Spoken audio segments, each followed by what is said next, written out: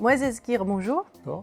Vous êtes enseignant-chercheur à l'Université de technologie de Troyes et responsable de l'équipe de recherche environnement des réseaux autonomes.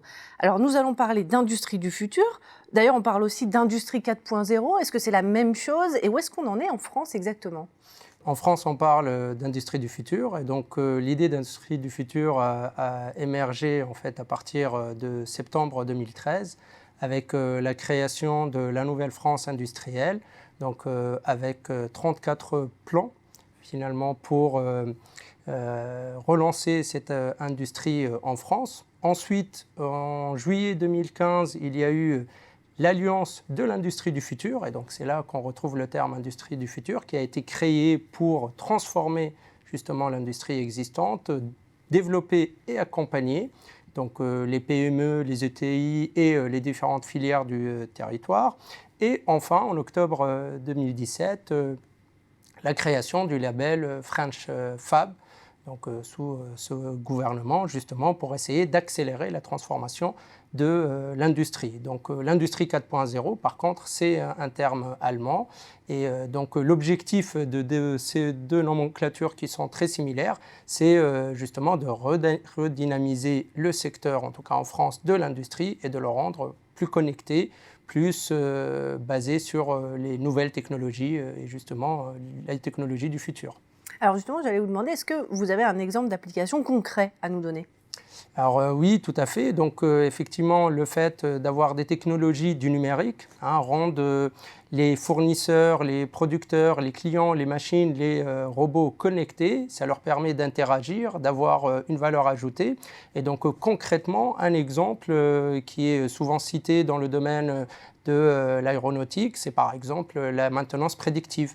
Donc on a des capteurs sur les machines qui suivent leur évolution et qui permettent d'avoir beaucoup plus de productivité, d'efficacité. Donc on parle justement de l'ordre de 35% de gains en termes d'efficacité, de productivité.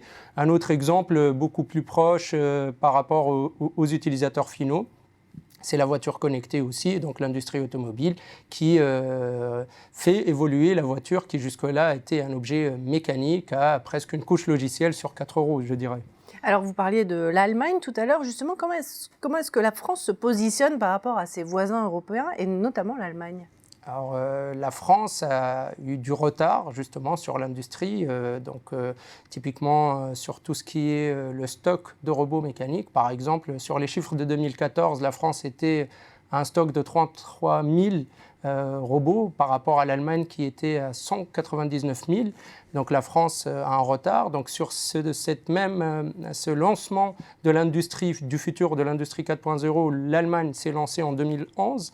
Et donc les dogmes ne sont pas les mêmes. L'Allemagne veut rester le leader mondial de l'industrie et de la robotique, alors que la France, finalement, elle a connu d'autres dogmes. Déjà, à partir des années 80, c'était la société post-industrielle. Dans les années 90, c'était la nouvelle économie et dans les années 2000, c'était une entreprise sans usine. Donc finalement, ce qui arrive là, et d'où la différence de nom, l'industrie du futur, c'est vraiment pour essayer d'apporter les nouvelles technologies dans l'industrie et non pas reconstruire les usines de l'époque de la 3e révolution industrielle. Là, c'est la 4e révolution industrielle. Et alors concrètement, pour les chefs d'entreprise, quel va être l'impact en matière de recrutement ? Justement, ça va être des nouveaux profils qu'on va rechercher. Et quel impact ça va avoir sur les besoins de formation, par exemple, des employés ? Alors tout à fait, déjà la France fait le choix d'axer cette industrie du futur vers l'homme, autour de l'homme, centrée donc autour de l'homme, et donc se baser sur ses compétences justement à dispenser des formations sur les nouvelles technologies comme le big data, comme l'Internet des objets, justement parce qu'on a besoin de nouveaux profils, parce que l'usine connectée doit permettre d'avoir un accès à Internet, d'avoir plus d'efficacité, plus de productivité par rapport à toutes ces nouvelles technologies, l'intelligence artificielle par exemple. Et donc la France veut être parmi les pionnières dans ces domaines-là et les appliquer au niveau de l'industrie. Merci Moez Ezkir pour cette analyse sur les enjeux de l'industrie du futur. De rien.